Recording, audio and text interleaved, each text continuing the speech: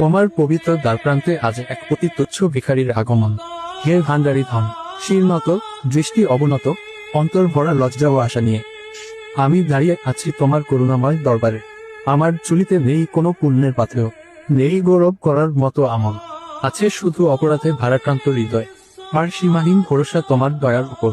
হে দয়ার সাগর, করুণার আধার, তোমার দরবার সেই পবিত্র স্থান যেখানে ভিখারির কান্নাও ইবাদতে পরিণত হয়, যেখানে অপরাধীর দীর্ঘশ্বাস ও কবুলিয়তের ভাষা পায়।